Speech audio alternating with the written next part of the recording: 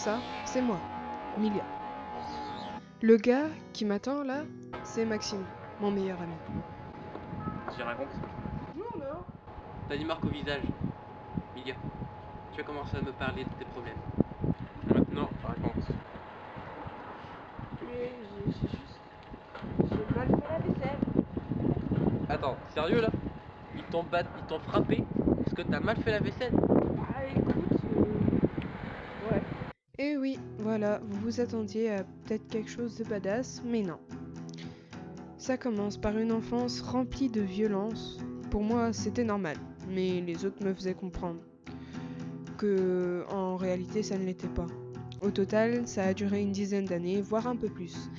Mais le changement n'a rien arrangé. Ma vie est bloquée sur mon enfance, la façon dont j'ai grandi.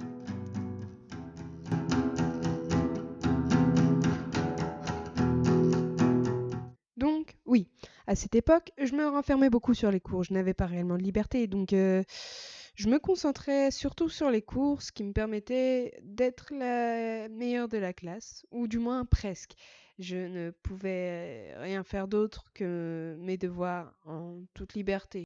Ma grand-mère était la personne à qui je disais tout, comme je le faisais avec Maxime, mon meilleur ami. Mais comme je l'ai dit précédemment, tous ceux qui étaient au courant de ma situation me disaient la même chose. Tu peux plus continuer comme ça, faut que tu partes. Que t'en parles à un professionnel un jour, ça va mal tourner. Mais je peux pas. Je répondais toujours la même chose pour deux bonnes raisons. Premièrement, j'avais déjà parlé à une assistante sociale, mais elle n'avait qu'empiré les choses. Et deuxièmement, je voulais pas aller en foyer. Mais un jour, c'est vraiment allé trop loin. Je suis partie, j'ai appelé ma grand-mère en premier lieu, car j'avais besoin d'elle. La première chose que ma grand-mère m'a dit de faire a été d'aller voir la police pour les avertir de ma situation. À la suite de ces événements, je suis partie ensuite vivre chez mon père, que je ne voyais jamais quand j'étais chez ma mère. Il s'était construit une nouvelle vie, il avait une famille, et moi, j'allais m'incruster dans un endroit stable que j'allais probablement perturber avec mes différences de vie. Je dus m'adapter à leur façon de vivre.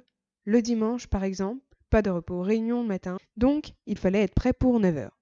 Bien sûr, nouveau train de vie, nouvelle vie. Je devais changer de lycée, faire un tas de papiers, mais mon père ne pouvait pas venir avec moi, je devais le faire par moi-même. Mais j'aimerais tellement ne pas avoir à changer de lycée. Tu es obligé. Mais t'inquiète, on va se voir. Merci Maxime. Merci de m'avoir soutenu jusqu'au bout. Maxime vivait à plusieurs dizaines de kilomètres de chez mon père, ce qui m'empêchait de le voir. Il m'avait soutenu jusqu'au bout au point d'accepter d'être interrogé pour soutenir ma plainte. Lors des premiers mois chez mon père, tout allait bien. J'avais une liberté que je n'avais jamais eue avant. Plus le temps passait, plus Clara me montrait son vrai visage. Milia, arrête de regarder tes séries. Milia, arrête d'écouter ta musique de Satan. Milia, arrête de lire tes livres de monstres. Mon père était obsédé par ma bourse. Il voulait absolument la récupérer. Je commençais à croire que c'était tout ce qui l'intéressait. Ma bourse, de l'argent pour lui. Il m'a fait des promesses en arrivant et j'attends toujours qu'il les tienne par ailleurs. En plus, en ce moment, je commence à entrer en conflit avec Clara car elle apprécie pas le fait que j'écoute ma musique. Après, je pense que la psy qui me suivait avant vous vous a donné plus de détails, hein. Je me suis disputée avec Clara, depuis, elle me néglige. Et votre santé? Je dors presque pas, je dois prendre des médicaments. Ça va bientôt faire 1 an que je suis censée aller chez l'ophtalmo pour changer mes verres. Et tout ça, ça provoque des conséquences négatives. Mon problème de vue me déconcentre pendant les cours. Et si je proteste pour quoi que ce soit, je m'embrouille avec la fanatique. La fanatique? Euh, je parle de Clara. C'est une fanatique dans l'âme. Elle me dit satanique parce que j'écoute du rock.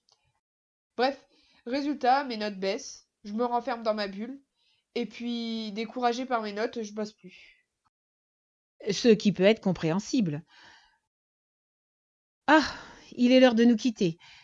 On se voit la prochaine fois. Au revoir, Mila.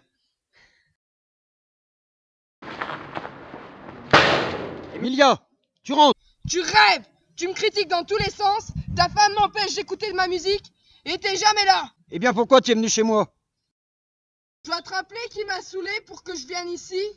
Moi, je pense que tout ce que tu veux, c'est l'argent. Avoue, tu m'as récupéré comme un vieil objet que t'as nettoyé et que maintenant tu utilises pour avoir de l'argent. Tu te dis mieux que ma mère! Salaud, t'es pas mieux qu'elle! Je te connais pas, t'es pas mon père! Lâche-moi!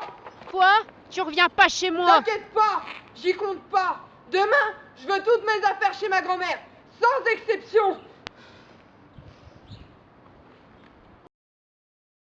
Tu as été absente 2 jours et en joignant ton père, nous avons appris ta situation. J'ai fouillé ton dossier et c'est un sacré truc. Apparemment, tu n'as pas été gentil avec ton père. Oui, j'assume quoi. Mais il vous a précisé qu'il m'avait provoqué en me frappant? Justement, si je t'ai convoqué, c'est pour avoir ta version des faits. C'est simple. Comme je vous l'avais dit, il a recommencé à me critiquer et j'ai riposté en lui balançant la vérité du fait que j'étais mal chez lui. C'est-à-dire? Je me sens mise à part, négligée, bref, ça ne lui a pas plu et il m'a frappé, je l'ai frappé, il m'a refrappé, je lui ai craché dessus et puis je suis partie. Et donc là, tu loges où? Chez ma grand-mère. D'accord. Mais maintenant que je vis chez ma grand-mère, je me sens beaucoup plus vivre. Je vois plus souvent mes amis, je peux rester plus souvent avec eux. Et Ambre, ma meilleure amie, a les mêmes problèmes que moi, donc on peut se soutenir mutuellement. Toi et moi, on va prendre le groupe des ados en construit avec leurs parents. Tu m'étonnes. Ma mère m'a foutu à la porte et je ne sais pas où je vais aller en attendant qu'elle me dise de rentrer. Dites, vous avez de ces familles, vous?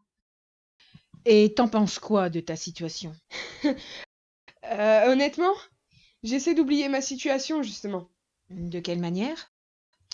Je me mets dans la peau d'un personnage, j'oublie Mia et je suis quelqu'un d'autre. Je m'enferme dans ma bulle, quoi. Tu as beaucoup de ressources, dis-moi. Et cette bulle dans laquelle tu t'enfermes, elle sort d'où? Comme vous le savez, chez ma mère, j'étais battue, mais même avant que je comprenne ma situation, je me suis créé un monde imaginaire. Et quand tu dis que tu te mets dans la peau de quelqu'un d'autre, ce sont des personnages imaginaires ou qui existent dans les films? Ça dépend. J'ai un personnage que j'ai inventé moi-même en mélangeant des persos de films. Ou sinon, je me mets principalement dans la peau d'un personnage réel de film, ou même de série, ou de livre.